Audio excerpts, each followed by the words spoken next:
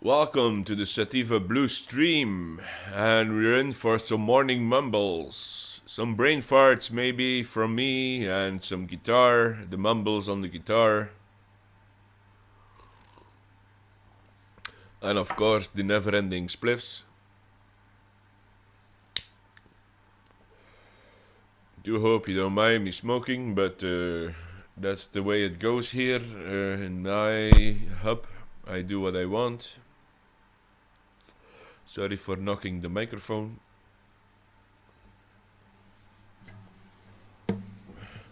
So this is a Simon and Patrick guitar from $400, and you get a standard perfect guitar from $400 and counting. All below is shit, and all above will do fine. Most of them. Depends on what you like and how you play.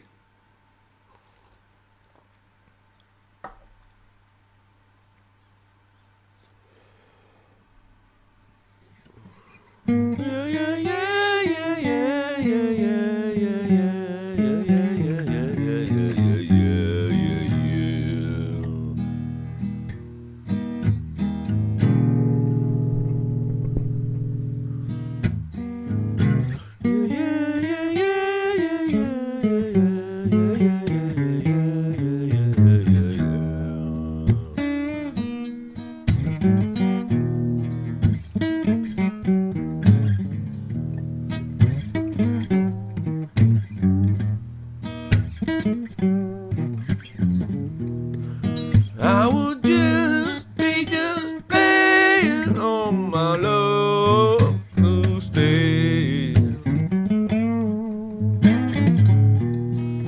I would just be playing for my love to stay.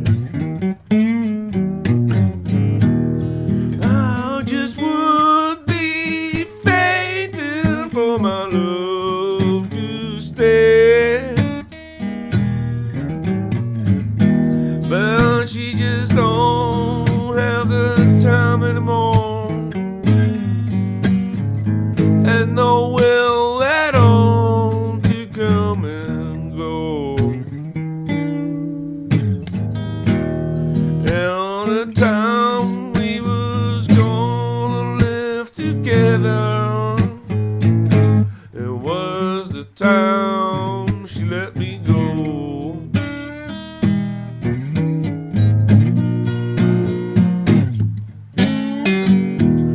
I would pay to know how she is doing. I would lay myself on her feet to be doing. Yeah, nothing more to say.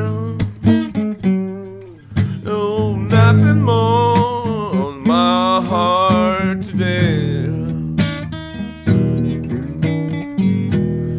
Oh, the reason my baby left me is the reason why I play.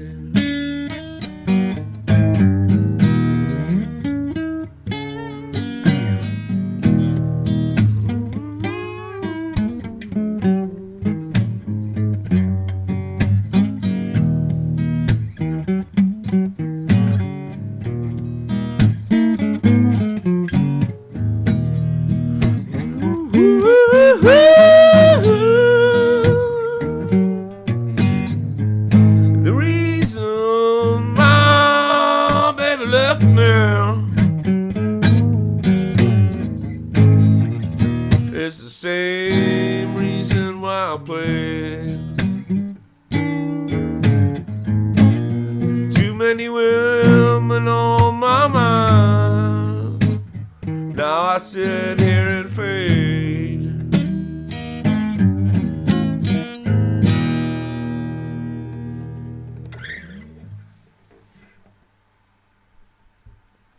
That wasn't too bad, was it?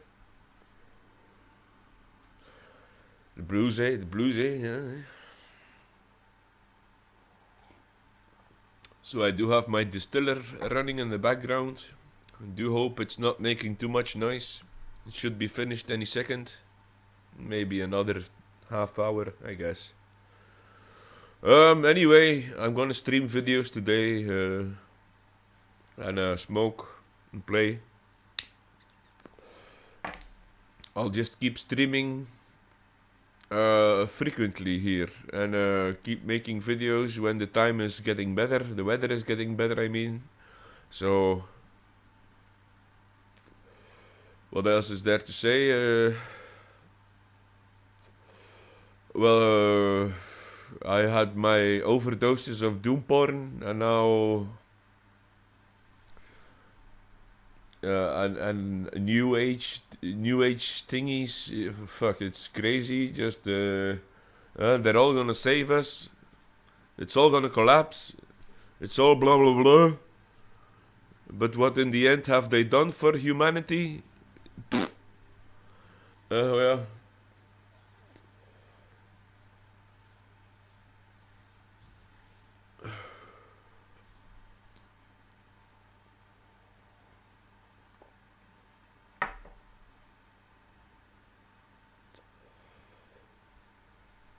Well, dat hoor, yeah.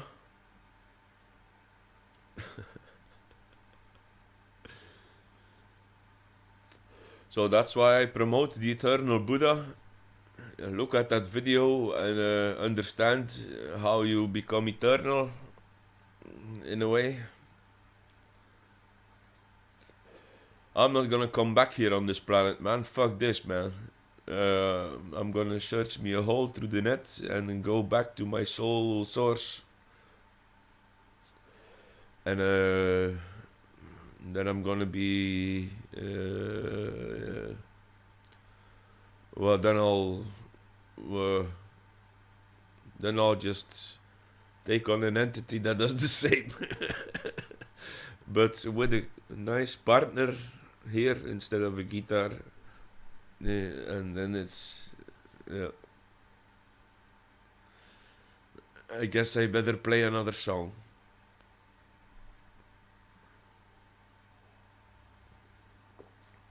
Ga ja.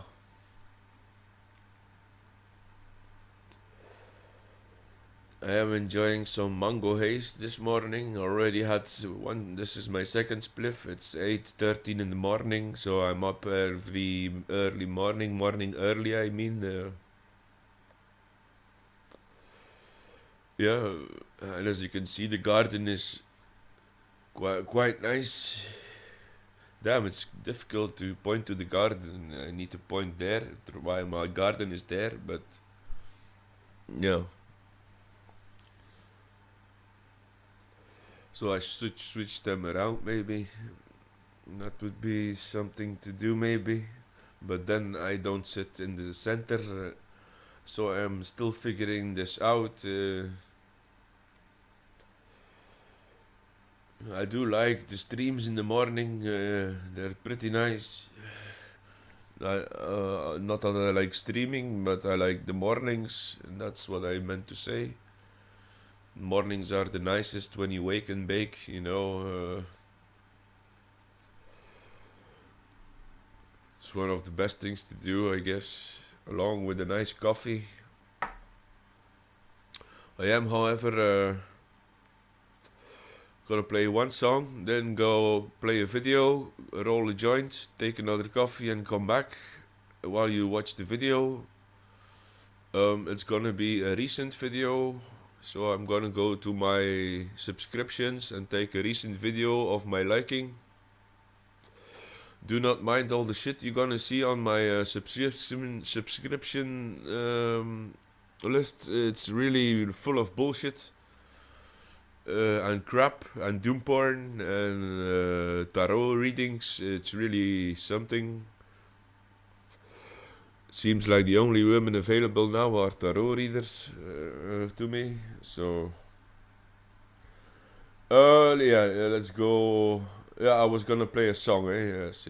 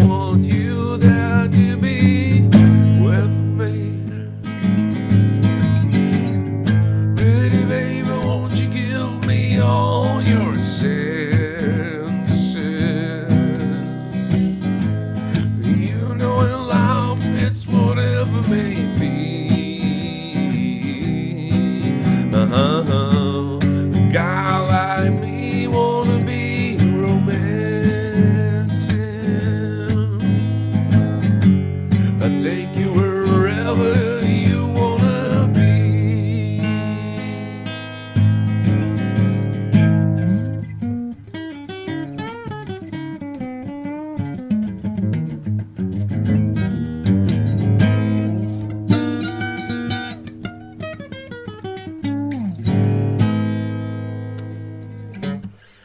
Gonna need a tuning. Gonna need a tuning. Yes, indeed. Yes, indeed.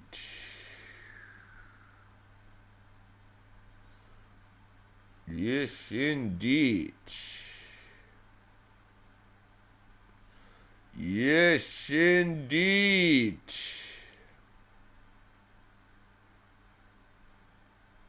Blonde better make it. Yitty yitty titty titty.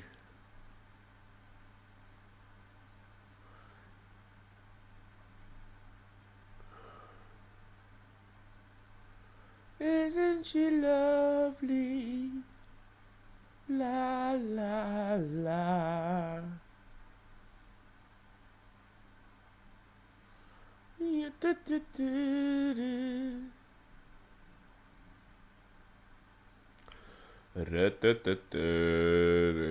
Oh, Cliff High.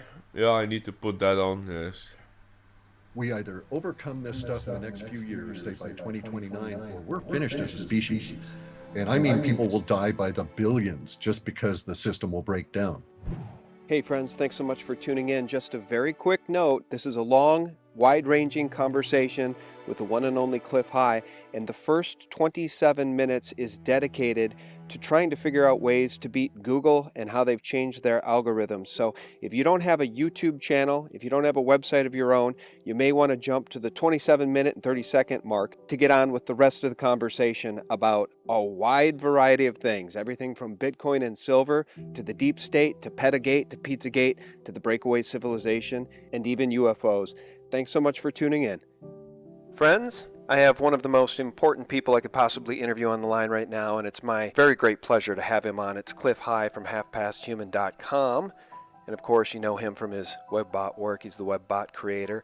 And you can buy his Alta reports for a mere $15 each. Cliff's YouTube channel is also on fire lately, so you'll want to subscribe to get his Cliff's Woojos, which are always informative. His latest video, Attack of the Big G Spot, was all about how Google is clamping down on true news with their algorithms. Recall in November, Google CEO Sundar Pichai very publicly announced that there is no place for fake news in Google's world. And Cliff, you know how much I value your work, sir. Welcome.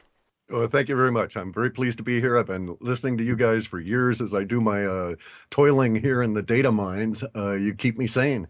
Well, you've kept me sane. You know, when I was waking up, I heard you and George Ure on, I believe it was Coast to Coast, back in, I'm going to say, roughly 2010.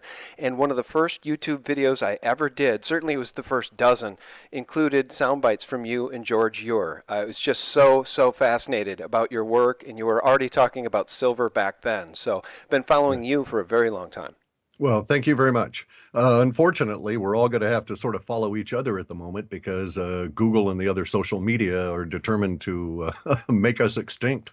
Well, they're trying, but you know, I like how Trump sort of stole the fake news meme from them. Of course, the mainstream mockingbird horror media, which includes Washington Post, New York Times, CNN, Fox News, MSNBC, the whole litany of the regular mainstream media, of course, tried to label us all as fake newsers. And there's that exceptional Washington Post article, which included 200 sites, of which SGT report was one, which you kindly mentioned in your video, Attack of the Big G Spot. But Trump sort of took it back and said, no, you're fake news, and I'm not going to take your questions. And I really like that. He sort of flipped the meme on its head, and now he's pointing the finger back at them because they really are the proprietors of real fake news. Well, and see, here's the real genius of that, and that's why my G-Spot video was done the way it was. And that is because we are facing a situation where for decades, perhaps 10 or 15 decades, it has been the print media and what we now call the legacy media that has been the arbiters and definers of language. And so Trump is exactly correct, because in order to combat them, what do we have to do? We have to take away their main tool. And their main tool is not their broadcastability or any of this. It's the way in which they decide that they're going to define the language. And that's really what has them most irritated, I think, at the moment, is that they've lost control of that. They can no longer define to the population as a whole how we should all think about particular words and contexts and connotations. And so it's been quite shocking to them. Now I think that the tool is liberated. I think we need specific as alt media, or what I'm now starting to call free media. So let's take the language back, right? We're free media. We're simply not corporate controlled. This is an easy identifier. It means that we don't have to explain who we are. They have to explain who they are. They're going to have to explain how they're also free media, and it doesn't wash, right? If you've got a corporate master, you're not free media. If you're free media, you don't have any masters. You own your own language. And so I'm not alt media anymore. I'm in the free media camp. And so as free media, I'm going to start defining the language and make them chase me and try and play catch up. And this includes their the technocratic servants of the alt media, which is Google and Twitter and Facebook and all of these guys. Okay. Now I'm currently under attack at Twitter in any number of ways. They're very subtle. It's not like they're banning me, because that would make it too obvious, so to speak, and cause everything start to go Milo on them, right? And they don't need another Milo happening. Right. Okay, so they're now starting to wise up a bit. But I actually heard from some friends of mine that are deep in the belly of the beast that said that there are certain advertisers that are already starting to really sweat it. And the reason they're sweating it is because my big G-spot video has gone a little tiny bit recognized in the free media community, and some of the people are actually doing that.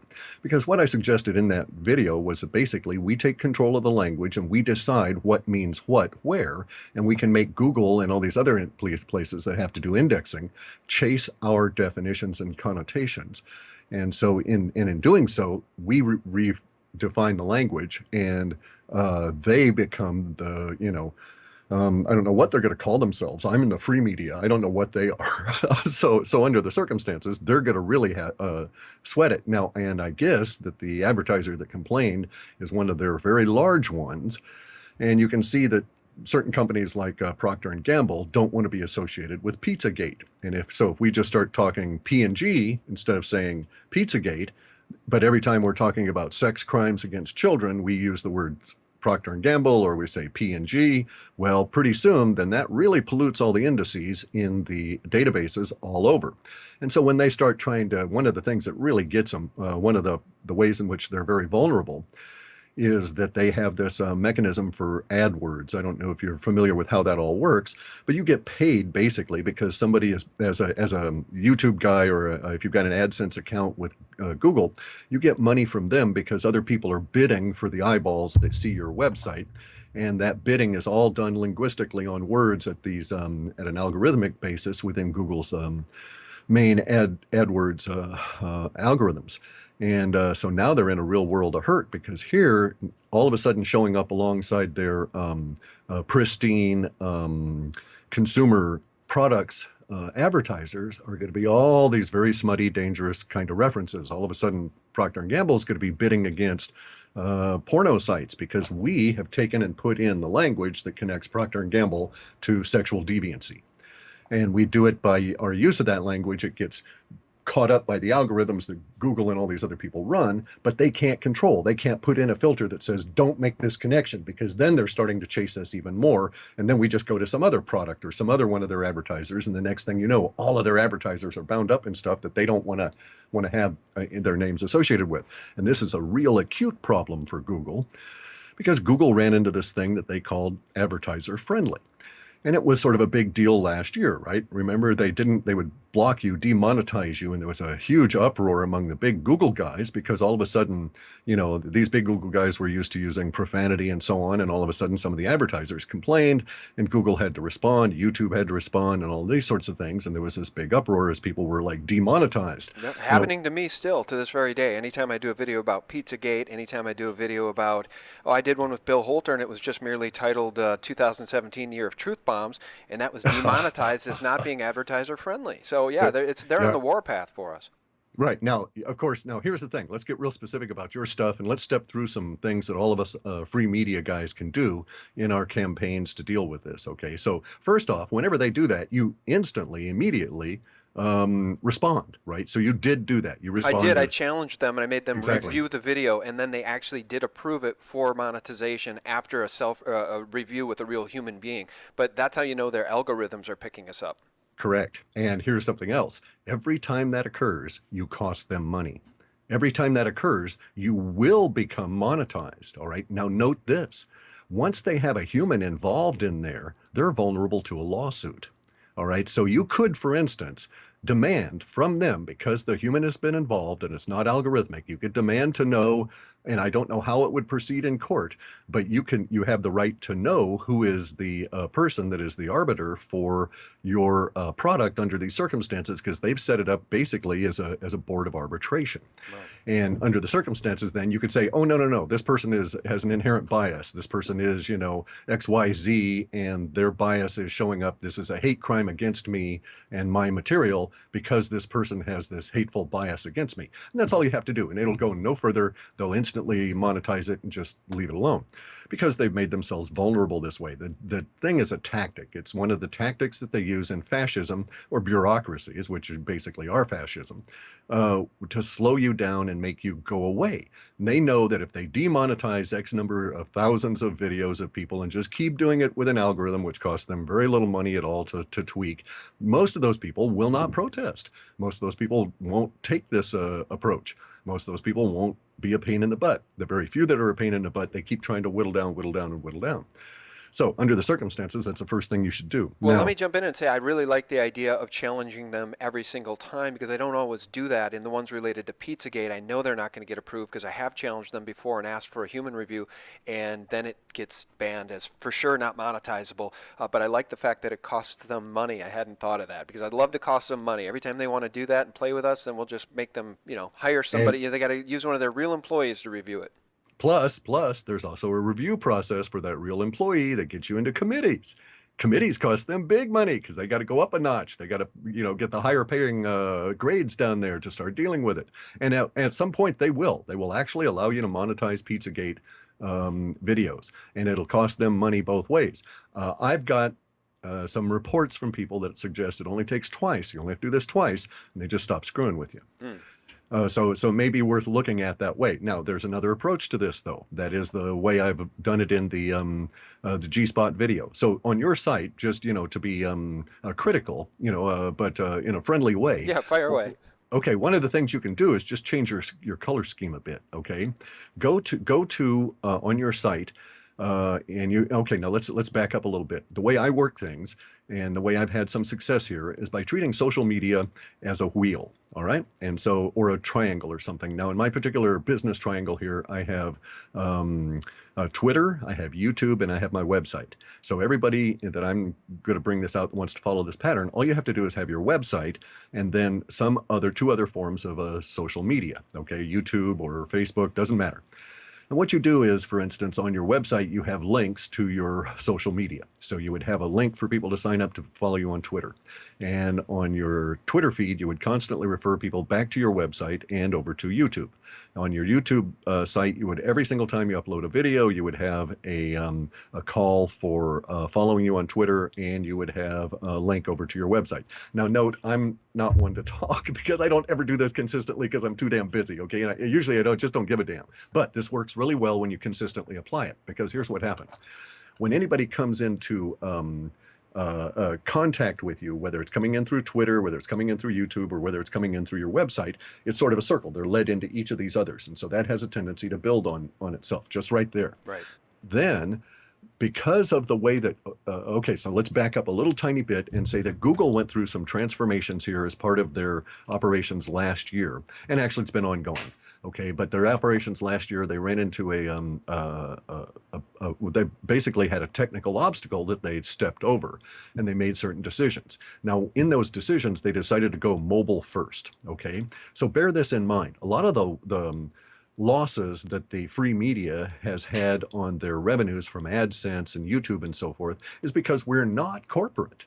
Okay, we don't have people sitting there staying up to minute on the SEO stuff coming out of Google, such that we can alter our websites to stay current with them. Oh, right. Now, Yeah. okay, now My right now website Google. is a dinosaur, by the way. My WordPress template is so old that it's not even mobile friendly, and I need to pay somebody to upgrade it, and I'm happy to do that. It's hard to find trustworthy people that have the time to help you out and do that, though, even when you're willing to pay. So the other thing is that you're right. The corporate media. Here's the thing about Truth Media: we don't get $1 million paychecks to spew CFR Right. talking points, and that's what makes us the Truth Media. That's why they hate us. Right. Well, and okay, and so some practical tips for you because I've been doing this stuff for a long time, right? Yeah, please. One tip is if you need good quality labor and smart labor to do your website for you, get on Upwork, which is a freelance site, and look for some of the web guys in Romania, Bulgaria, this sort of thing. Most of them are extremely well spoken in English, near native fluency. Many of them can even do translations for you, but they've got this stuff down and they do it very well. They're going to be slightly more expensive than the same kind of talent that you might get out of India, but you'll have less language issues because they speak British English, and the Indian people have a tendency to design websites a particular way that is a little bit more garish, a little bit more colorful and attractive, but also doesn't seem to fit in as much with the Western mindset. Whereas the Romanians and these guys do really good work. So just a thought there. Now, as far as Google is concerned, this mobile first stuff is a big deal, guy. So you've got to get that done right away, and you'll see your web traffic go way up. And here's the reason. Google has this idea that their goal, and I like it. I mean, I like their stated manifest goal, which is to provide the best possible search experience and get you the link you really want, that you really need. Okay. And to do that, they've set themselves this task of delivering authentic or original links and not game players. So Google struggles all the time. I don't know how much of their staff is involved in this, but they have a continuous problem with people that are gaming the system.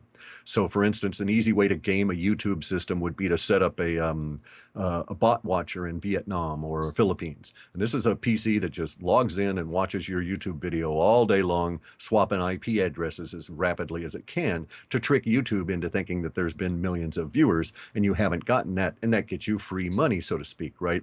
It hangs around on a YouTube video just long enough to get the ad, and it clicks off and gets a new IP address and goes at it. So those kind of gaming things are a real problem for them. It costs Google money. That's like outright fraud these people are trying to perpetuate. And so they have to fight that. And it's led them to have a particular attitude, which I must, because I've done that work myself. I've done security for government corporations at a tech level. And this is just an aspect of it because, there's all different kinds of fraud. I used to have to protect money for government through secure channels. And so there were all kinds of fraud things going on. So I sympathize with them. Having to do that, though, means that they've got this huge operation proportionately that's devoted to making our site secure and meeting our goals and so on. That group has been given the task of this political hit job on free media by the legacy bad guys. Now, their job is not easy because the kinds of language we use, in fact, is real news. And so, for instance, imagine their problems. They not only have to deal with Pizzagate being an advertised word in many alt media sites put up there, but they also have to deal with it within the language itself, as all these places talk about it and so on. So they have to index all of this. And so they have to push it down in the indices and do all this monkeying around with their algorithms, which blows back on them because it causes problems with their real business ventures, which is feeding up those ads. And so if we can tie as free media, we can just screw their system all to hell and gone within a very short period of time, well, like probably not more than a month or so, and then they have to redo it all. Because the tying of their advertiser names into things that are not advertiser friendly blows that central algorithm. So here you're going to find a situation where they may even have already encountered it, where their algorithm for AdWords pops up and tries to buy time on somebody's site, and here it is Procter & Gamble versus sex toy sellers versus something else, and who's willing to pay the most money. And all of a sudden Procter & Gamble and then there's the other side of it. All of a sudden Procter & Gamble ads are suddenly showing up on sites that are pornography and advertising sex toys and so on. So they get polluted and they get really pissed at Google. and it goes from there. Right. I liked your idea. I wrote that down. Pizzagate equals PG equals Procter and Gamble. And again, this idea of the Procter and Gamble's ads coming up on inappropriate sites has nothing to do with us wanting to peddle porn. It has everything to do with Pizzagate and associating PG with Pizzagate and Procter and Gamble and sort of tricking the system that way. I just want to say this. It seems that the powers that be, the deep state, actually the corporatocracy, the fascist oligarchy, is circling the wagons here as it pertains to this conversation, because we have Apple CEO Tim Cook saying fake news is a chief problem that needs to be tackled. And of course, that's on the back of Sundar, the Google CEO, in November, saying there's no room for fake news. And now today, former Google CEO and current executive chairman of Alphabet, Eric Schmidt, says, quote, "When people built the internet, they forgot about the bad guys," end quote. So they really are circling the wagons. They're not going to let this go, are they? I mean, we're just going to have to take the fight to them. Correct. Yeah. They can't afford to let it go. You're quite correct. Is it because their kingdom is falling apart, though? Because no one believes them. Correct. They're in a situation where they're in denial about what's actually going on. It's like when people go into war, or when you're in a personal combat situation and you're doing fighting and stuff, at some point it becomes evident to the guy who's losing that he's losing. Personally or in a collective group, and that at that point the mindset really changes. And so we've seen that within the language recently as what I call faction A for asshole, has been defeated, right? And so they're circling. They won't let it go. They're going to keep fighting and fighting and fighting and fighting and fighting all the way down, because they have no choice. Because at their core are people that will be going to jail if they are lucky. Otherwise, they will be killed for treason or for their horrible crimes against people and humanity and so on. I mean, this is where it ends up. At the core of that group are really nasty, evil people that are trying to protect themselves, and they'll do so for years or whatever it takes. Eric Schmidt, in his comments about and the other comments about fake news and so on, these guys, see, they're already behind the curve. By the time it reaches up to the corporate CEO level, it's got to work its way, really, basically, all the way through some layer of that corporation up to meet these guys. And these guys are already still using old language, so to speak, right? In the free media, we're nimble, we're fast, we can change. Okay, so Procter and Gamble, they get on our good side, we drop them, and then we just pick another P&G for Pizzagate, or give it another slang term, and off we go. They cannot win. The bad guys in this sense cannot win. They don't recognize that yet at Eric Schmidt's level or the CEO level, because it takes a long time for the blood to fall off, after that throat's been slit, right? And then it keels over. And that's what's going on here, is we're taking their language away from them. Now, real quick here, so let's just do some real quick things for the free media guys. So make sure that you do your mobile first focus. Let's eliminate all of the problems that would come from us if we were just regular corporate guys, or a shoe sales fellow, right? If we were just a local business trying to do stuff, we still would need to have a mobile first friendly page. Mine is ghetto. I mean, it is ghetto, but it loads easily on a phone, and 85% of my traffic is on phones now, and that's not true 5 years ago even. So Right. it's really kicked up. Make sure that all of your links are HTTPS. Okay, go to the secure socket layer. Make sure that you don't have any of the HTTP links alone, okay? Because Google's going to get to the point here real quick, and they send out notices. If you go to the SEO conferences or online and stuff, they'll tell you what all this stuff is coming, when the deadlines are. You can look on Google's site, and so you can do things to make your site more Google friendly and get over this base layer, okay? So that it's not any technical thing that's causing you problems. And then we can concentrate on the political. And then the other thing, especially for the YouTube guys, is get descriptions in there. Make sure your descriptions are accurate. This is where you control the language that Google has to index about your YouTube video. So use it to your advantage. And also make sure you put your tags into the descriptions and use your tags effectively. And there's any number of regular corporate style videos out there as to how to do this sort of thing for uploading to YouTube, and usually it's entitled, get more YouTube followers, or 10 tips or whatever. And you want to do these basic things for your site. Once you do that, you'll see that you'll get a small rise and things will be somewhat stable.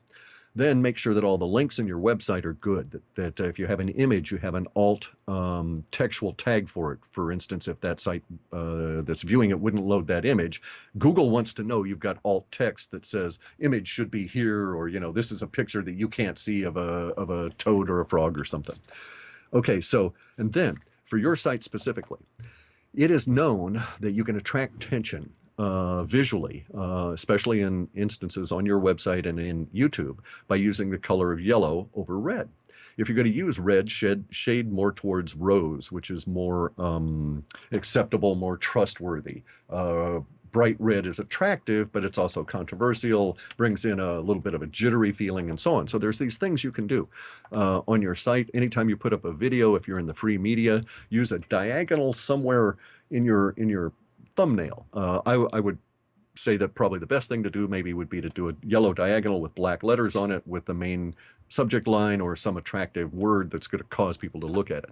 This yellow-black combination buys you an additional 20 milliseconds as that eye is scanning across there. And so you'll do things like this. Okay, so that really goes to the basic level there. Now, and by the way, guys, I just want to jump in and say Cliff is just being generous here to share this information with all of us in the alt media. So for those of you that don't have your own websites or YouTube channels and are just here for the ride to listen to Cliff because you love Cliff, we're going to talk about Pizzagate, Silver Gold, Bitcoin, the Deep State, Breakaway Civilization, Antarctica. I'd like to cover it all if we have time. So hang in here with us because this is important stuff. We are going to try to take the fight to the oligarchs and to the fake media, and this is how to do it. So we'll round this out and then we'll get into the juicy stuff for listeners. Yeah, there's only just a couple of more items here real quick. Yeah, but thank you for this, Cliff, because it is important information. I really appreciate it. Well, I get, and I feel bad for a lot of the guys that are in their 20s and 30s and so on, right? I'm a little bit more settled. It hits me less. And some of these guys have lost 80% of their income in the last 6 months. One guy wrote me and he had quit his job in June, was doing fine. His wife quit her job in early December. She was able to get it back, but because their income plummeted so much these last couple of months, she had to go back to work because their dreams were shattered. And this is a guy in the free media space. I won't go into his name, but anyway, so real quick here. So our Procter & Gamble thing works. Go and look at my video for all the guys in the free media on the big G-Spot. It'll give you some other tips there. And here's something to know. When you're doing your descriptions and stuff, if you were to put in an actual legalistic kind of a description as to what Pizzagate actually is every time, instead of using Pizzagate or some other term like Procter & Gamble, if you were to just put in a legalistic description like this video explores, or is a documentary exploring the potential for alleged, sexual abuse, blah, blah, blah, and you did it as though it was that kind of a thing, you're going to get a different categorization on that video within the YouTube as well as Google. And you'll find that you're getting into an entirely different audience just by changing the language and how it manipulates their algorithm. So you can use both of these, put in multiple different descriptions of that video within the description space. It'll take a lot of text in there. So use it. You can pre-can these things and just plop them in. Legalistic phrasing is what I call long-term values. So long-term values are much better than using slang, which is the immediacy values, because they're savvy to this. If you're talking immediacy, PewDiePie kind of stuff, they know it's a flash in the pan, it's trending, but they don't have to deal with it 3 weeks from now. Okay. The other hand, though, if you're talking about some of these legalistic language, more corporate talk, then you're up with the big boys where they want to keep that video up there circulating year after year after year. And it can even impact your trending associations within their algorithm this way. Okay, and then language ties to corporation sponsors in order to get polluted both ways. And then here's one last thing. If any of the free media has a problem this way and they have a little bit of money, they may want to actually consider buying advertising. And I say this very judiciously. I was able to get 82.5% conversion rates off of Twitter. And I use Twitter engagement in the Twitter ads. People that do this will know what I'm talking about. And I was able to get an 82% conversion rate, which would lead to tens of thousands of views. So, and it was on cheap keywords. And I'm not touting my own product, or rather I'll do it this way. Anybody in free media that's suffering, if I've heard of your website, you write to me and say you're going to take the advertising approach, I'll give you a free copy of my book on advertising, and I'll give you a year's access to my software to use the Twitter feed with my weighted algorithm on there to get the keywords so that you can, take these guys on. And it's a cooperative effort. This is enlightened self-interest. The more that they use the book, they'll tout it more and so on. So I don't mind giving it away. See, so Cool. Cool. That's cool. very generous. That's awesome. Okay, and now we can go on to the other woo-woo stuff. Okay, well, you mentioned Twitter, and I called up an email that I sent to my two compadres on SGT Report, Matthew and Peter, actually last night, and it said this: please follow these folks on Twitter to stay up to date on Pizzagate.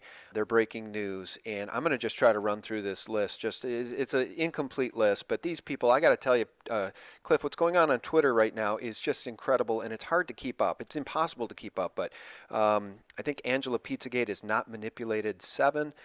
Then there's a gal at Susie Dowd. Yeah, yeah, Susie Dowd. Yeah. Incredible. At Zanting, at Dern Exit, at Dawning Psalm 63, and Thomas Burnpain.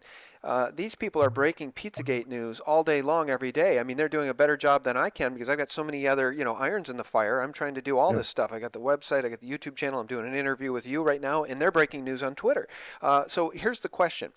What is the WebBot's data suggesting about Pizzagate, about Podesta, about WikiLeaks, about Comet Ping Pong, about any of this, what I'm now calling Pedogate? It's the global pedophilia ring, which I don't think the elite can hide at this point. It's obvious what's been going on. It's out. It's broken. We knew this. The data, actually, I think maybe I talked about it in October or November, and the data sets had basically said, okay, it's coming out. Now I have an issue here, okay, because I don't want to pollute the stream.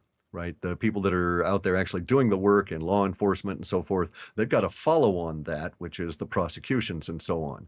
And so I occupy a kind of a weird position in that people are already referencing some of my work in court cases, which really kind of freaks me out.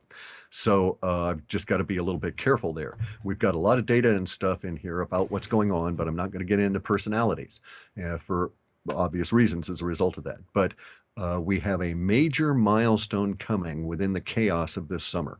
All right, so there's going to be a prominent death within the community of abusers that will occur sometime, according to our data sets, before mid-June. And that's not the break, okay? That's just going to be a big gasp for everybody because it's going to hit them at a huge level emotionally. So I have a very high number on this as for emotional impact, and that's as much as I'm going to say about it. Now, the other side of that, though, is that after this temporal marker goes, the what we can call, the pedogate, it gets really very large in a way that it does not now, to the point where even the corporate captive media are forced to deal with it, and that alone is going to cause huge problems for them. So as regards to the free media and all of those people that in the free media that are really pissed at the big old broadcast media, by the time we get into October, November, the whole pedo thing will have rolled through broadcast media, and we will have a bunch of big gaps, a bunch of big holes in what used to be the broadcast airwaves. And it's because these people are dirty, not just, they're complicit. And so we're going to have all kinds of stuff. We've got data sets for suicides, willing and unwilling, all this sort of thing. And it's going to be quite shocking to the sleeple that wake up next year and look around and say, okay, what's going on here? And it's because they're just not paying attention to how deep it goes. But by my estimation, I say we don't get numbers, but I get so many different names in our model space and stuff showing up in here that by my estimation, maybe a third of what we would consider to be broadcast on-air personalities, and maybe that many professional politicians are going to be gone by the end of the year. Yeah, good. Well, I mean, Yeah. I don't know if that's related to Pizzagate or Pedogate, but I have said this, and I'll say it again because it's on the record. Jake Tapper at CNN has a wife named Jennifer who did a interview with Washingtonian a year before Pizzagate, and she named Comet Ping Pong as their favorite family restaurant. What are the chances in a city as big as Washington, D.C., with all those fabulous restaurants, world-class restaurants, that is the restaurant she would have cited? What are the chances? I mean, is it any wonder that Jake Tapper doesn't want to talk about Pizzagate or Pedogate? I mean, I'll tell you what, I at this point, it's got to be clear to any thinking person with two brain cells to rub together that CNN equals CIA. I mean, it couldn't be more obvious. I mean, could it? I mean, what do you think about CNN? I try not to. Okay. Yeah. I haven't, I Touche. haven't, I haven't turned on any of that stuff in a long time, so I Touche. try not to waste my time with them. They are indeed, corporate controlled, captive media, and a dangerous thing. It's kind of like, no, I don't want to light a fuse on that stick of dynamite. Well, Thank you. I said that Trump should probably, I don't know if this legally he could actually do this, but he should get the FCC to not renew their license to broadcast for state security, because they literally are the vipers at the door. They're it's the demons at the door, and they're breaking down the door. They're trying to, tear down the CIA Mockingbird media in general. It's not just CNN, let's be clear. But that is the problem, is that these people are aligned against the Republic. They're aligned against truth. They're aligned against the people. And they have a geriatric audience. They must absolutely be freaking out as they look at the statistics. I mean, Zero Hedge alone has to be eating CNN.com's, Oh yeah. on a daily Oh basis. They're watching the truth media grow as they're watching their geriatric audience die off. If you watch CNN, the average commercial all day long is, I always like to cite the Humira commercial. 30 seconds about how it may cause new or worsening forms of heart failure and rare forms of right. cancer. Right. And then the next commercial is, oh, by the way, here's your, Medicare Part B Yeah, insurance upgrade. that's right. Right. All right. Well, so right now, trending today, I just want to mention this is this allegedly a video that may or may not be John Podesta's voice. It sure sounds like it. The voice analysis is being done, audio analysis comparison. It sounds like John Podesta, and it's whoever it is, it's a demonic individual berating children, screaming at children. You will call me? Say again! Just get lost. Just get lost. But these truth researchers who I cited on Twitter, the great people over at Reddit and Vote and 4chan, they are not going to let this go. They will not let it go. I've said it's the biggest story right now, Cliff, behind 9/11. 9/11 Truth and Pizzagate. Two biggest stories that I think can be followed. Yeah, I think 9/11 Truth is going to be overwhelmed because you're just looking at this from the Western-centric world. There are people all around the planet investigating this. The connections, especially between our Pedogate guys and Southeast Asia and the Caribbean for child trafficking, are going to bring in, and now you've got international people. And let me tell you, I would not want to be on the bad side of some of these guys out of Haiti because somebody crossed the line down there. I heard from a friend of mine. I've got friends in low places all around the planet. Okay, Friends in low just that places. kind of guy, right? Yeah. We share scars together. So anyway, but I got a friend down in Haiti, but he was telling me that somebody irritated.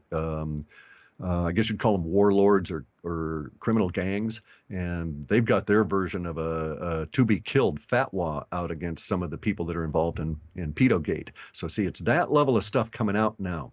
And basically, the people at the top, we're looking at empire here, and it's foolish for us as Americans in USA pop to buy into and believe all the crap we were taught in high school, because they taught us an illusionary world where we were the good guys, we were pristine, and so on and so on. And we're as dirty as the Roman Empire. We got people up at the top of our power structure that are worse than Caligula. Caligula could take lessons from these guys, right? That's right. But we got to stop using the word we. And I mean, I know that you Exactly. don't really mean we, because it's Right. not we. It's the deep state. And, Yes. George Webb is just moving mountains, peeling that onion. I mean, he's using language that I've never seen used before. Every video I'm learning something new. I didn't know that DynCorp was running, child trafficking rings around the world, and he's pointing the finger squarely at DynCorp, mentioning the name. And God bless him for doing it, because he's obviously risking his own life. And you know what? It's waking people up with facts. The Yes. fake media cannot defeat us when we share facts. And there's the problem, though. You're going to run into this attitude from the captive media and their adherents, where they say, "Well, I don't want to discuss details," Right. and it's like, "Well, wait a second. Details equal facts. If you're not willing to discuss facts, then I can't discuss anything with you, because you're not going to be able to change my opinion without details. And if you won't listen to them, I can't change yours. So there's really no point continuing. And we run into this anti-dialogue kind of thing going. That our data actually shows that changing as we get through, let's say, October-ish. So we have these two big areas of chaos showing up in our data for this year. And one of them runs from March, and we're just about ready to get into it, all the way through into May. And then we have sort of a little hiatus in the chaos build through summer, but that's a hiatus in the chaos relative to political and social. There's going to be all kinds of seismic activity, weather activity to give us other sorts of chaos. And then in the midst of all of that, we have this like breakdown that comes in September, October, November. And during that period of time, a number of indicators in the data sets are suggesting that the narrative wars shift over. Okay, so right now we've got a situation where Faction B defeated Faction A through this past year, and we're in a different political environment. By the time we get to the end of this year, we'll be in a different narrative environment as Faction B will have consolidated the power. Certain events will have occurred extraneous to both Faction A and B, and we'll be at a point where the narrative will be shifting over. And this is where years and years and years ago, if you've been listening to my stuff for a decade or more, you'll know that we used the term re-education camps without understanding what it was. I thought it was going to be, people like myself getting stuck into camps to be re-educated by the deep state. But the really cool part is that these long-term data sets are actually now manifesting. They're shifting into shorter-term and immediacy data. We're starting to get into more some details. And so the re-education is going to be like a re-education effort. It's tied up with this Antarctica, but it's also tied up with the Pedo Gate. And we could think of it as like having come through the South African experience and having to go into a truth and reconciliation period without necessarily the formal structure that they had, right? And we're going to have to go through that same truth and reconciliation, and re-education is going to be part of it, and it's going to hit the people that are a lot younger than myself a lot harder, because they're going to think that they're savvy. They're going to think they know what's going on, and the data is suggesting that they're going to be blindsided by what all the stuff that's coming out about the pedophilia, the hidden deep state operations, Antarctica, space aliens, all of this kind of stuff, and they're just going to be gobsmacked. Good. I hope that happens, because I'm still stunned by the fact that even some of the people that I listen to, other podcasters out there, some of the biggest names out there, Joe Rogan being an example. So many of these people, and he's more enlightened than many, but so many of these people can't see that Hillary Clinton and the deep state are the corrupting influence on our government. And they're so blinded by their hatred for Trump, not specifically Rogan, but others are so blinded by their hatred for Trump that they are, I guess, just instinctively running the other direction to Hillary, saying that everything would just be, wonderful if Hillary was the president, when you and I both know that she represents the deep state. And it's right now, I believe it's Obama, Hillary Clinton, and George Soros that are affecting what's going on right now, trying to topple Trump, trying to light the fires of impeachment to get him out of office. I mean, the point being that I hope people wake up to the fact that the deep state is real, and it stands in opposition to everything we as sovereign citizens and Americans represent. It's awful hard, though. I mean, here's our problem. You're quite correct. I like Joe Rogan. He's a great bald guy. Love his podcast, and he's a martial artist, right? Yeah. So this is cool. But I've noticed some things in his language. Like, for instance, he's follows the party line on global warming. It's like with all it's a settled science. It's a settled science. It's a settled science. We can't debate it. It's incontrovertible. That's right. And see, this is something that really irritates me, right? I don't care if you're Sir Isaac Newton and you've just made up some new law. The real crime you commit is not trying to foist your understanding of gravity on the rest of us, but rather making that law incontrovertible, so we can't ever discuss it thereafter. And this is where we are with Western, quote, science. It's a religion. It's not a science. These people have vested interest and all this kind of stuff pulling the strings. And it's unfortunate that even enlightened people like Joe Rogan run into this, where their minds are altered by the continual barrage of the language. And this is why taking the language back frees your mind up. This is also why I don't give Joe Rogan any grief for this, because it's a continuum. When you get into the awakening, you think, oh, well, it's just this. And then it's just that. And then you say, well, there's a hole down there. Let me stick my head in. Right. Next thing you know, your feet are wiggling in, and you're just trying to see how far down it goes. Right. So so he'll get there, I'm certain. One little crack breaks all the rest of it. Well, and I But should just say I like Joe Rogan too. I think where the reason I wanted to bring him up is because he does exactly what you've said, is that he's closed-minded on certain issues like vaccines, like geoengineering, like the yes, science is settled. When I know he's more enlightened than that. I mean, he used to question the Apollo landings, and now he's sort of come full circle on that. And he says, "Okay, I was wrong. We went to the moon." And it's like, well, who? I sometimes feel like who got to Joe? I mean, I don't think anybody got to Joe. I think he's just so successful, and he's getting so many views that he realizes he needs to sort of come back to that centrist line just a bit, just to stay off the radar of the bad guys. That's sometimes how I feel about Joe Rogan. I'm sure he has. I'm sure he has business issues in terms of how he guides his shows and who Yeah. he deals with, but he's extremely good at it. I mean, Yeah, he's very smart. I like him a lot. I yeah, guess I should have yeah, mentioned Mark Maron as being the better example of somebody who's towing this yes, Hillary yeah, Clinton line. Give me Hillary, anybody but Trump. And it's like, oh, right, she's certainly as evil as Trump, if not 1,000 times more evil. Anyway, right, I right. digress. Well, I think of Trump as being human. I'm not sure about these other guys. Yeah, I'm So, with you. I'm with you on that. and humans, of course, you got to cut them slack. We screw up all the time. No, it's absolutely true, and it is, it's a continuum. We're all learning as we go. And I've been following you for so long, and one of the things I woke up to early on was the silver story, and then I heard you talking about silver, and we know how manipulated it is. Bix Weir just did a video talking about how COMEX derivatives in 2016 were up 41%. They have to throw so much paper now at the market to cap the prices of gold and silver that it's absolutely stunning to anybody paying attention. And by the way, we should talk about Bitcoin. Because of you, I have actually purchased some Bitcoin because you have been right about very many things. And I want to give you credit, Cliff. That 888 back dip down on Bitcoin, you hit that Yeah. nail on the head. But let's talk about $600 silver, which I think is what the web bots are predicting. And we've had that since 2002, probably. And I first spoke about it on, I think it was Mysteries of the Mind radio. In 2003, there was a juxtaposition of 20,000 on the Dow, which in 2003 was absurd. Everybody thought I was crazy. I got grief for that for a decade. And I got grief for the $600 silver call. We should be at that $600. If we were to look at the Bix Weir video and just do the math that he's talking about, we should be well over 600 in silver now, maybe twice that, who knows. And so the data sets still continue to show silver with that emotional level at the 600 plus. Now I am getting numbers that show this year we'll crack 145. We'll bust through 145 in US dollars per ounce of silver in some form. We may still have silver at $18 and then the rest of it is premium. I just don't know how it's going to work out.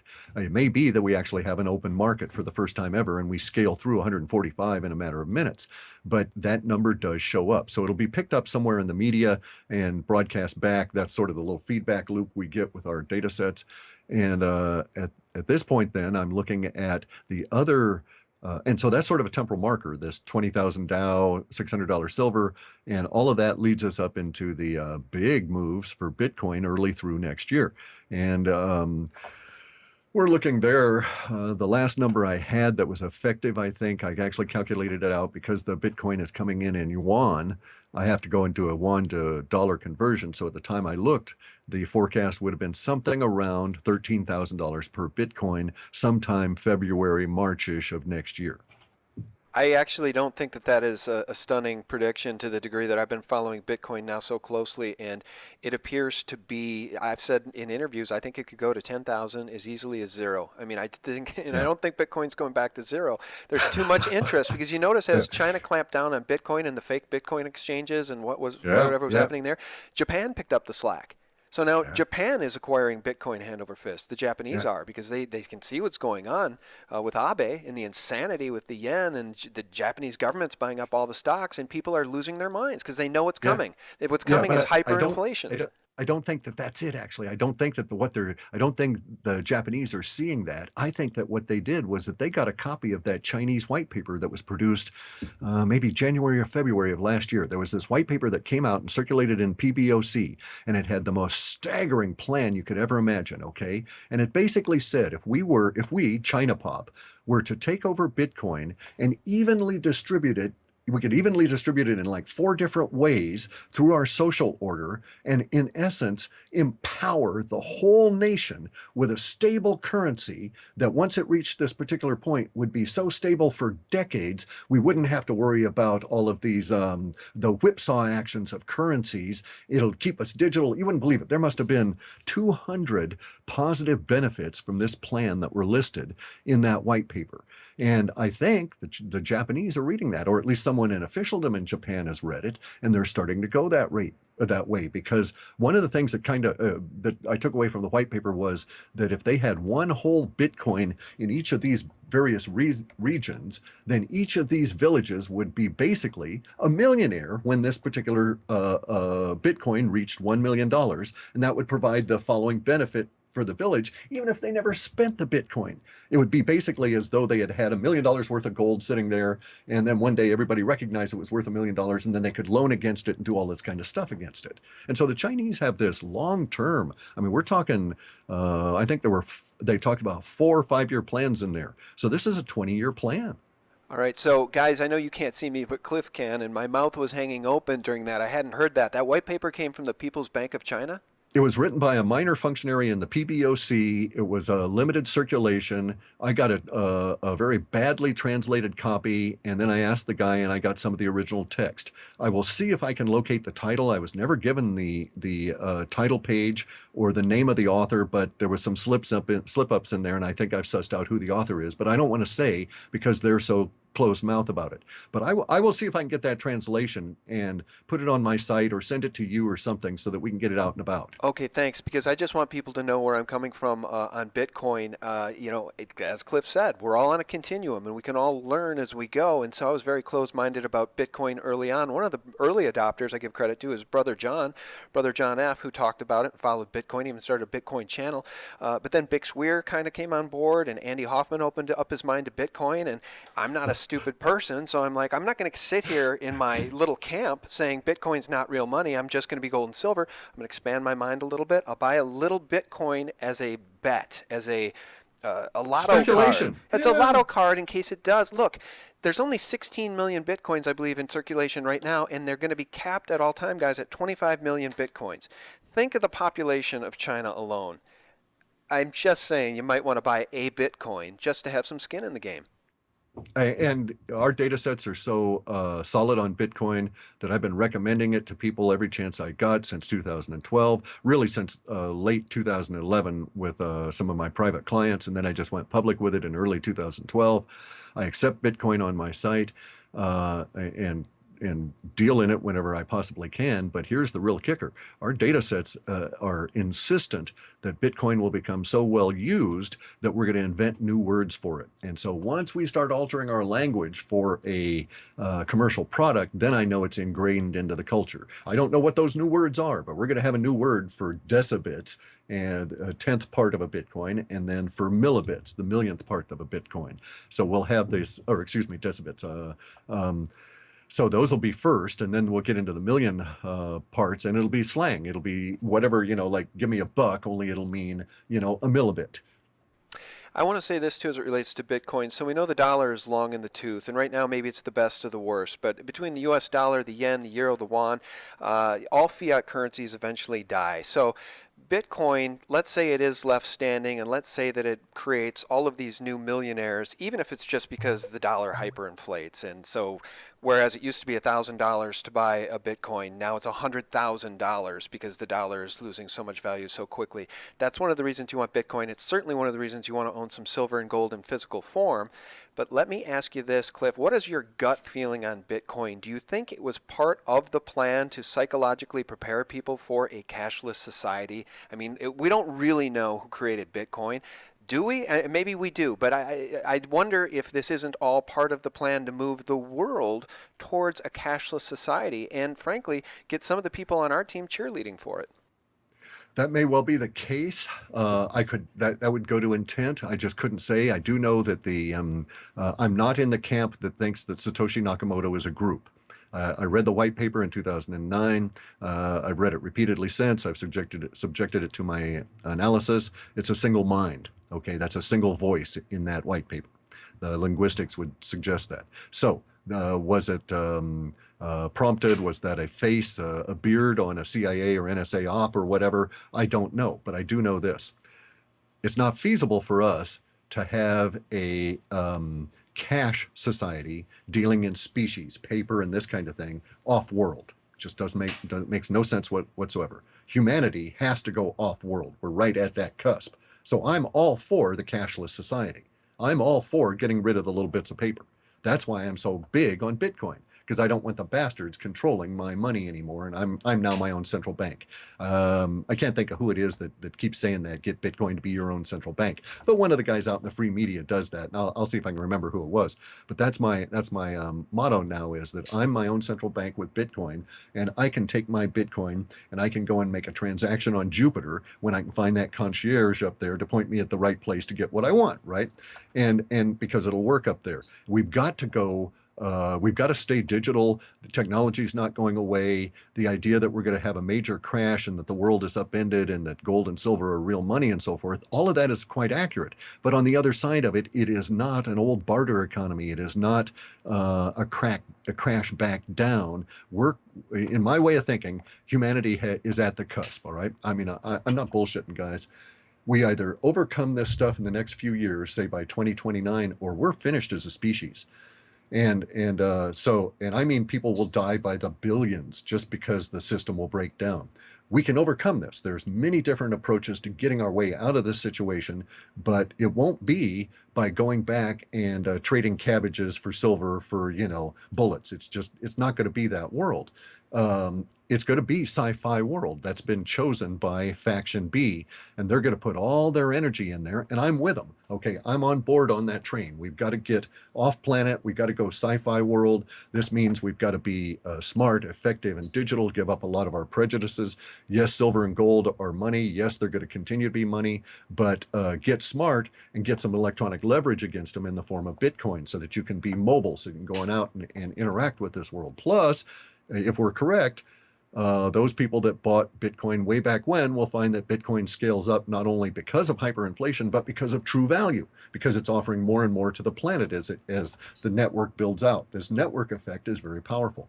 So in that regard, like I say, I'm all for getting rid of cash. The convenience of just aiming your phone and sending a couple of Bitcoin is really cool.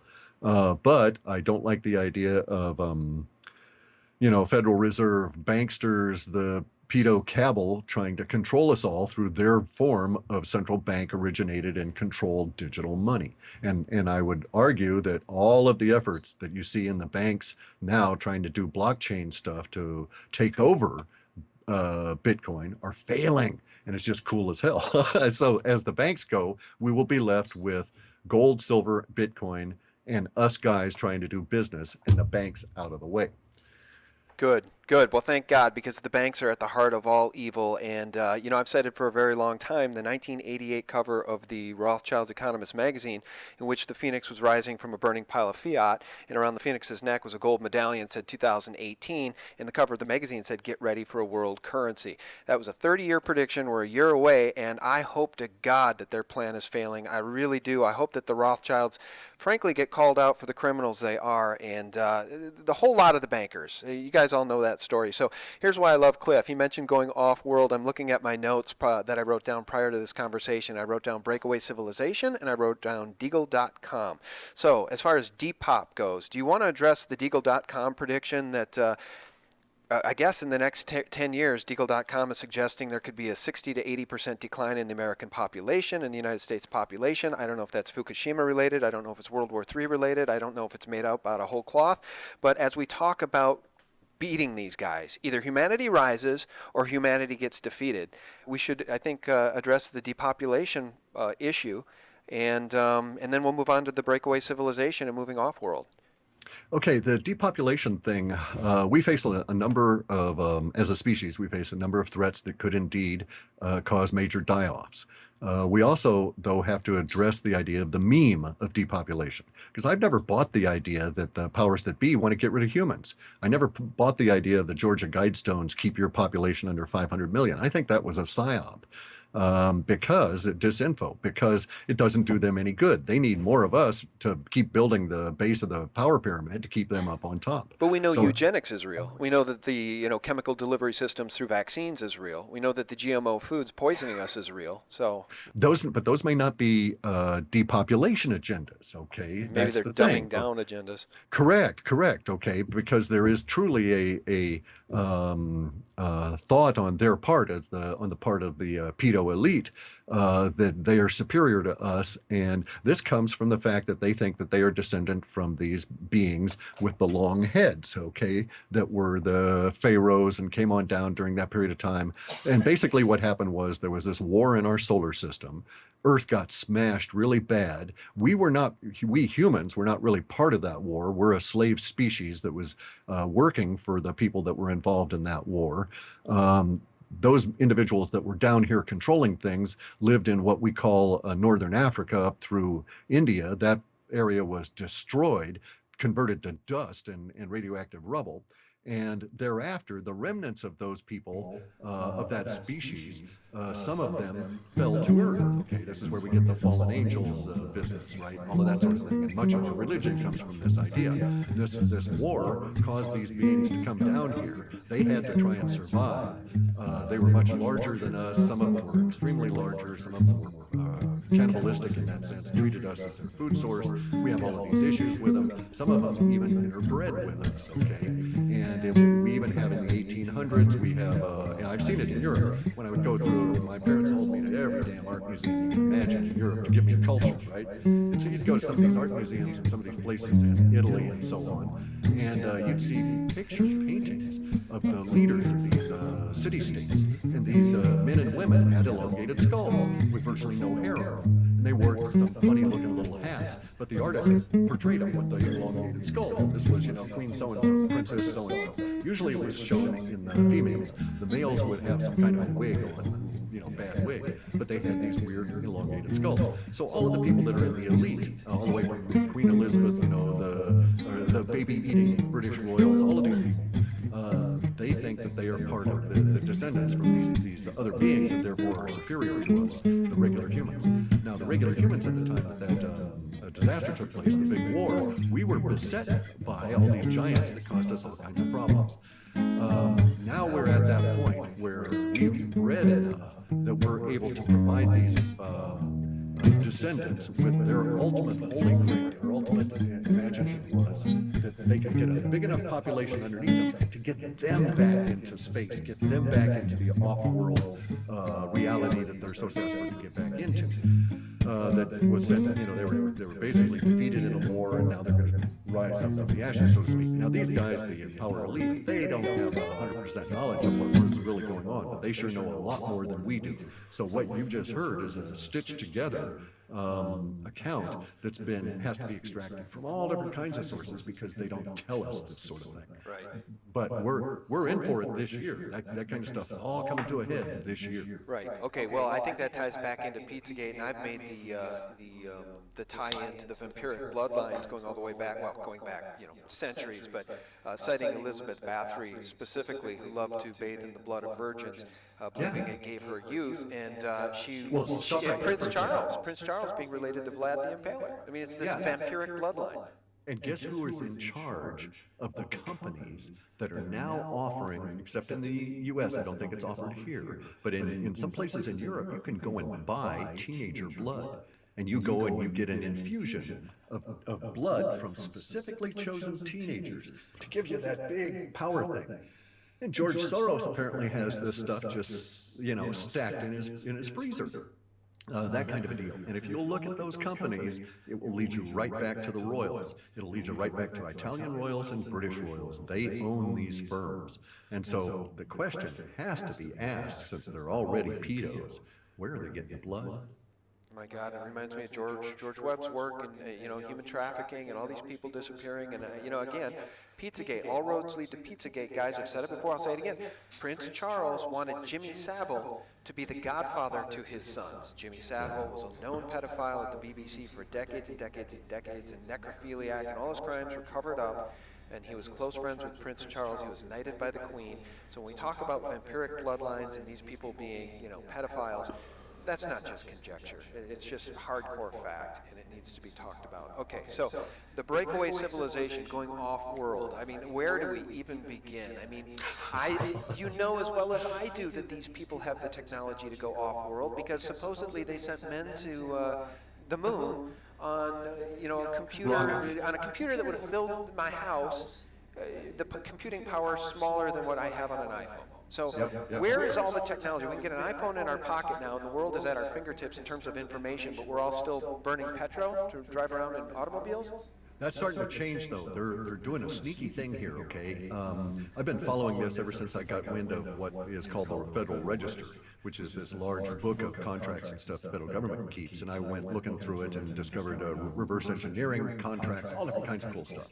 But they're starting to do some weird disclosure, strange form of disclosure now, okay? In the sense that I've seen from the outside all kinds of new devices that, just like the transistor, just like the printed circuit, just like fiber optics, are being introduced into our society. So, not to take anything away from the inventors of any of these devices, right? But we're getting hit by all kinds of, let's call them the machining tools of the new age, okay, the new sci-fi world. Because when you're making cars, before you can build a car, you've got to have a tool to machine steel. And so that tool has to be a lot tougher than the steel you're going to work on. And it's got to be a lot more precise and so on, because it's going to lose the level of precision making a lot of parts. And so we're getting into that level of machine tools for the sci-fi world. So we've got quantum computers coming on out now. We've got all different kinds of material science devices. 3D printers. Exactly, but even beyond that, we now have machines at a manufacturing level that will allow you to design the plastics down to the molecular level that will go into your 3D printer. So if you needed to infuse aluminum into them, you can do that, this kind of thing, right? I mean, we're talking some really spectacular new kinds of devices coming on in. But we're talking about devices where it will lead to, in our reports, the ability to like stick a couple of probes into a hole in the ground in your mind and tune in some frequency and cause all of the silver in that particular ore to decide if it wanted to liquefy right then and run out from the channel you dug into the waiting mold you've got. Okay, we're talking frequency engineering. These kind of weird things are starting to come in from the outside. You and I sitting here as consumers, if we don't work in these environments, we're not ever going to see these machines. The people that work in the machines in these environments, just regular guys, going to work every day. The company buys a new machine, they start working it and using it. They have no idea that it's this gradual infusion into our society of all of this space age technology that they've been reverse engineering from space aliens in the deep holes, and they're now deciding they've got to get into our social order. And so I'm seeing that there's new science kind of devices, new high-end, high-tech devices that are coming in now that are functionally as revolutionary as those devices were used to print circuit boards and computer chips. Fab plants is what they're called.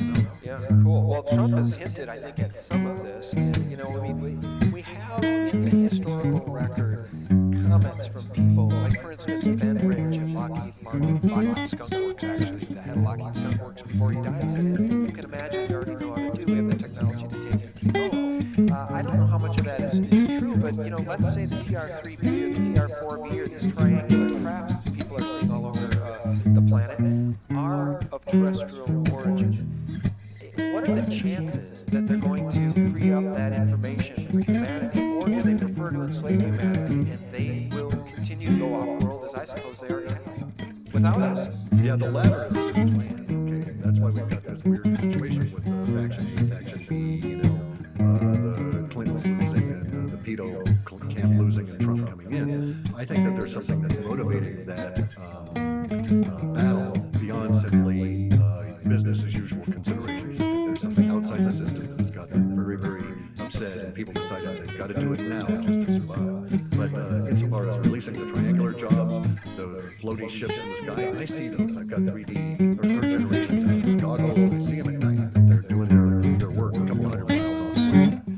Now we're starting to get hints in our data sets that the next, well, we had it for, I guess, several months, maybe 7 or 8 months, we've had these little snippets coming in the Space Coast Guard section about invisible craft that will just be basically hovering and stuff in our atmosphere going on. And so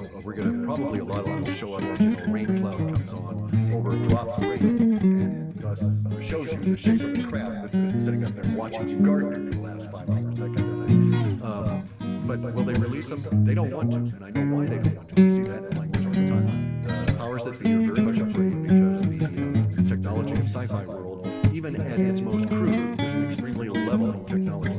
So, for instance, if I've got a floaty triangular TR-3B or whatever it is, and I wanted to decide to float on over and drop watermelons in disgust on the Queen, nothing stopping me, right? I just get a bunch of watermelons from Georgia, go truck on over to Britain, take me a couple of hours and sit up there and drop watermelons on Buckingham Palace to show my disgust of them. That's very much their issue, is the fact that these things can be weaponized. And that's an extremely crude form of weaponization, right? So it is a great leveler because their fear is, and they realize this, that the technology floats us up to their level, so to speak, right? It's the thing that separates us. Now, that never used to be the way it was in the past. They're progenitors of the space alien infused human mind within our species. Actually, these people, because of their skulls and the stuff that's going on, it would be very appropriate to speculate that they had mental powers that would allow them to deal with the local indigenous people, meaning us, the primates, and be able to control us simply through their mental powers. And then over time, as they were trapped here, their mental powers waned because their genetics were no longer pure, their breeding stock began to breed with humans and it started going down. And so now these people, the descendants of the elongated skulls, today the kings and queens of the royalty world and all of our royalty in our corporatocracy, they still believe that they're part of this as well. These guys don't have those powers anymore. The only thing they have separating us from them is technology, so they're desperately afraid of that being honest. Okay. All right. Well, that makes perfect sense. The technology is too powerful to let the common man access it, so the technology will instead be used to further enslave humanity and control us. I think that makes perfect sense. Now, before we let you go, you've been very generous with your time. I just wanted to ask you about the UFO question and flush it out just a little bit further. Is there anything in the data set that suggests that some of these UFOs are of a satanic influence and that there is some sort of satanic deception? We already know that these people we've talked about, the elite at the highest levels, are into victimizing children and human sacrifice and these Illuminati, these vampiric bloodlines. They're into very bad stuff. I've found in my research, Cliff, that at the very highest levels, I believe a lot of these people are indeed Luciferians. So if they have somehow harnessed the power of evil and made a deal with the devil, so to speak, is there a chance that there is a UFO deception of which we should be aware as it pertains to Project Bluebeam or just the UFO question in general? How many of them are spiritual, in orientation versus terrestrial? Or how many of them are just actually off-world, civilizations visiting us? I don't know. The question needs to be asked because in my camp, when I do these videos, I have people, there's a very polarizing issue. There's some people that believe it's all a satanic deception and that there are no UFOs, and others believe that we're absolutely being, visited by off-world species. And then there's the question of how many of them are of terrestrial origin. I know that there are some of terrestrial origin. I suspect that I have reason to state that I think we've been visited by off-world guys, and I think I've seen some of their ships, just because those ships are not like anything that I would think a human would build. I mean, they strike you as alien. The satanic stuff is interesting, okay, because that's really a mind filter. So you're going to have a lot of people that in their own mind see the world based on the idea of God, and therefore the anti-God, because it's all duality, right? Every single God has an anti-God. You'll notice that throughout history. There's never, with the exception of the Gnosis, okay, what were those people called? I can't think of it. Hypatia was one of their people. They had the idea of basically like the Jain religion, where there's a non-form energy that you can basically call God. There's no anti-God in those religions, but all the other religions have some form of an anti-God, an antichrist, this kind of thing, right? And so that speaks explicitly to the filters of the people that are bringing that up. So I'm never ever going to say that all UFOs are part of a Luciferian plot. I know that these people that believe in the Lucifer-Christ dichotomy, and that those people that are part of either side of that, I know that they see a lot of the UFO things, the unidentified aerial phenomenon, as being demonic and so on. That does not mean that they are. Now, The people that are reverse engineering the spaceships and building these things are under the control of this group that we acknowledge are pedophiles, vampiric, energy sucking, and And are human these flesh guys the consuming. ones And that are indeed rolling us into are, this crap, let's and say that buying they're into it, looking for and fuck, the yeah? Luciferian part of it. They Oh, yeah. think they're making a deal with an entity that is pan-dimensional or whatever. So whatever their delusion is, they're You acting on know, it as real. But I don't there's a accept that lot of it's real. validity Like, to just as what I they don't say, accept that but the Christian filter is real in that sense. Yes, they in believe the it. Yes, it's meantime, we real to just them. sit But on our my ass vision and is do larger, fuck so all, I'm a or you psychic. I work, could see a or little more. whatever. And so I'm But not bound by that vision. what's Now, I happening, know that the yeah, jack manifestations that we're shit, seeing in the skies, jack shit. these unidentified aerial phenomenon, include things that we would not classify Well, you as a do see spaceship. things in the It's got no sky, rivets, I have it's to not admit. welded or any of that kind of stuff. I also know that it does include those things that we've riveted and welded together. But I'm of the opinion that the things that are not are welded ships. So we're looking at a duality. We have the stuff we've built, and then we have the stuff that we haven't built, some of which resembles our stuff, but other stuff is like probably some form of a nano skin kind of a technology. Others, it's probably energetic, and you're inside an energy bubble and you've got some kind of a control, that sort of a thing. But it comes down to this. There's this weird movie, Men Who Stare at Goats, okay? In that movie, they talk about all of the consciousness field stuff, consciousness science. They're talking as remote viewing and all these other kinds of things. They made that movie to denigrate and bring humorous focus on a very serious subject for the military. The military does this stuff continuously. They've been doing it since the 60s. They never gave it up. And some of their people have retired, some of the people that were in that deep, dark world. I know some of these people. I've talked to a few of them. One of the guys that is retired from that world is this fellow that all the others in that world really respect. His name's Lynn Buchanan. Lynn Buchanan has a phrase that really struck me as, or a saying that's really brilliant in my estimate for this particular situation, because here's what he's done. He says, you don't want to think about UFOs. You don't want to think about space aliens the way we've been doing it. What you do is you want to think about things in an entirely different viewpoint. You want to draw a line and say, here is humanity, and we are this psychic, and all other beings, and yes, there are space aliens, and yes, we're involved with them, and you can call them interdimensional. It doesn't, the label is immaterial, but we're dealing with beings that are either more psychic than humans or less psychic than humans. Of those that are less psychic than humans, there are those that are just friendly, nice guys, and then there are those that are nasty fellows. The nasty fellows that are less psychic than us, they don't show up here, okay? Occasionally we get the ones that are less psychic than us and that are friendly, just out touristing, they come through.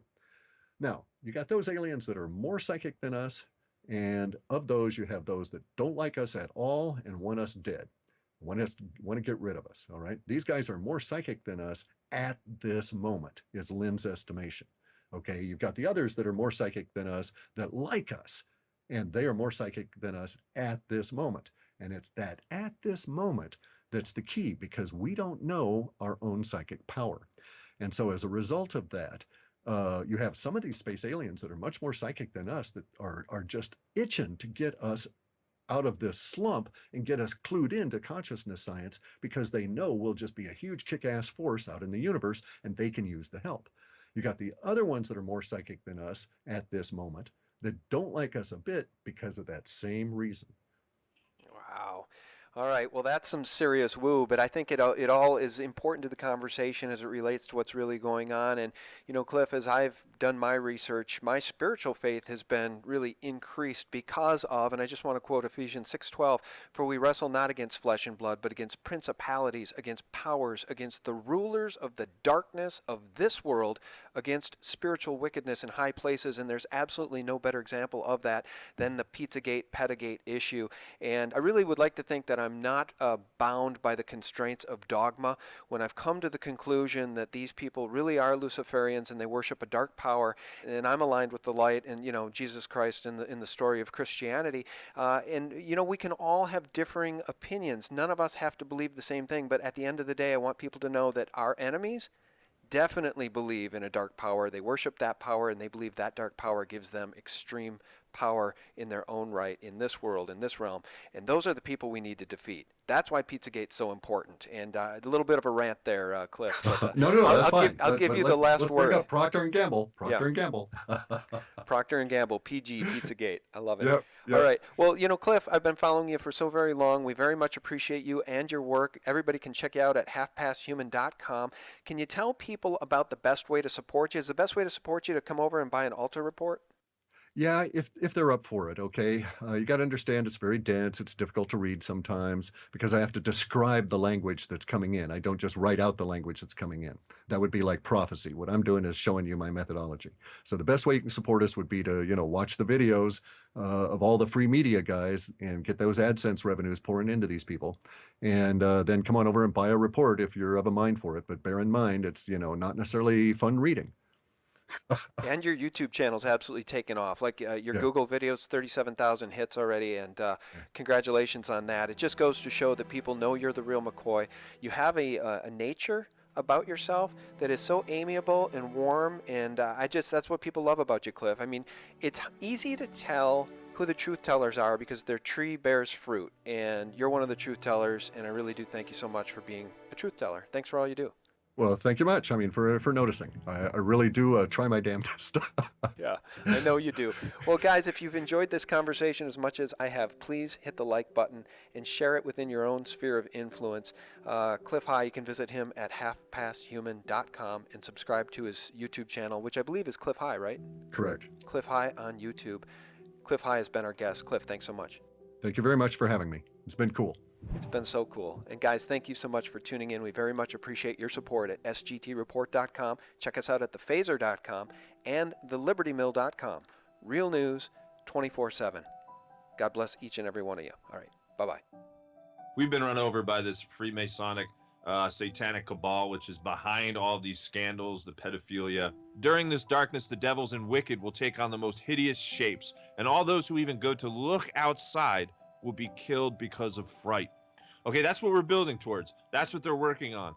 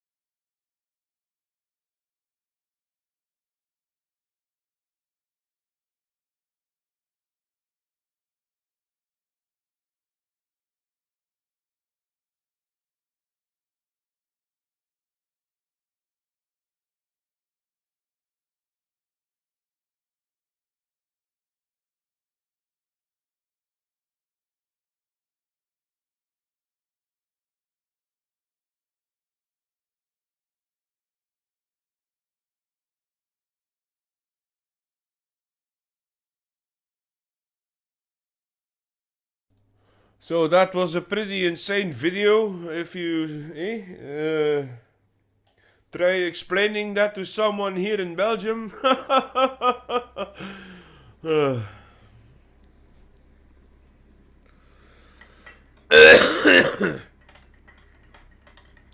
I need to do some shopping, really, but I rolled another one. I might do some more jamming. I have some more coffee. I also need to get some more coffee and shit to eat. Shit from the dead distributor. Eh?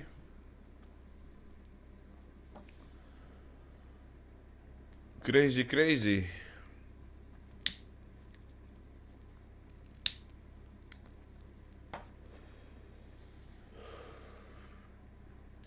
Ho ho ho. Ho, ho, ho, ho, ho, ho, ho. Lekker. Echt lekker.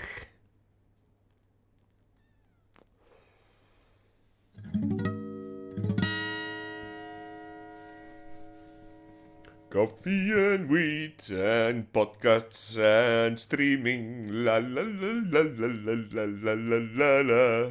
These are a few of my favorite things. Ding ching, ding ching.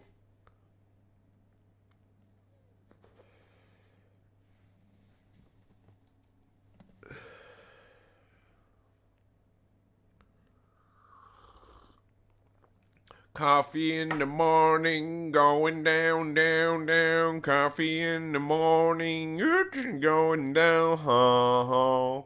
At 5 o'clock in the morning.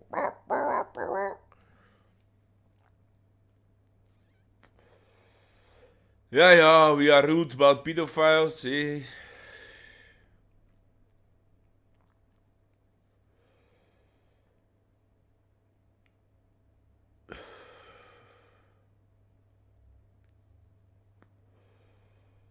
Ruled by pedophiles. La la la la la la la la la la.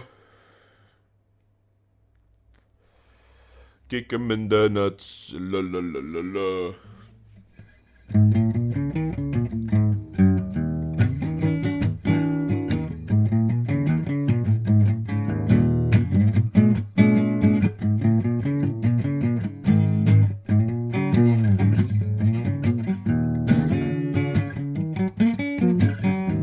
Yeah, I'm just going about my way, and I got nothing else to say.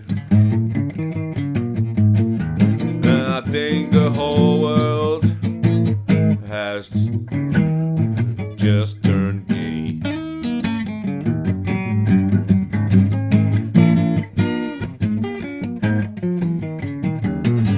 What the hell is this to laugh all about? With the gays running in the streets, scream and shout, saying they wanna make love and butt fuck each other, and don't wanna put it straight in your face. I'd rather not get into this. What the blues is all about is hanging all out and just giving all the way to your meetings, and they're just so loud. Can't get on the woman, so I scream and shout.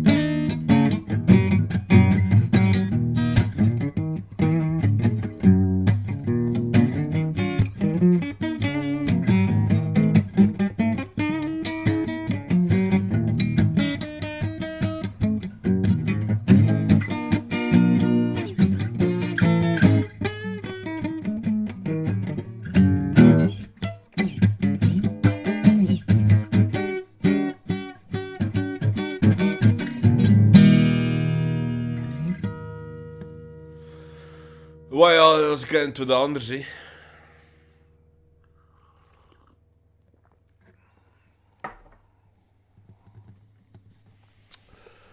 La la la la la la la la la la la la la la la la la la la. La la la la la la la la la la la la la la la la la. La la la, yeah, not too many lalas, anders too many people are gonna run away from the one that's watching, and he's a very supported watcher. He's myself, Creation Rebel. Yeah, let's put that on. That's what they want me to play. Oh no.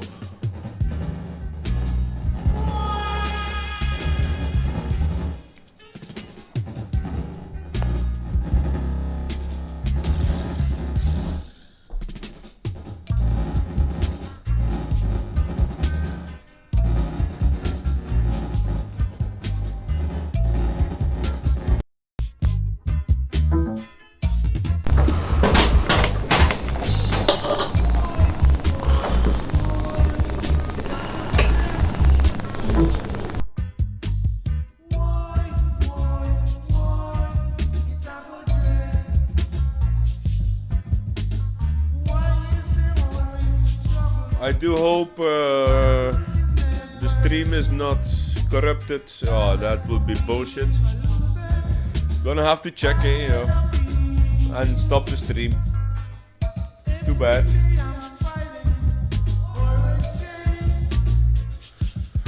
Too bad.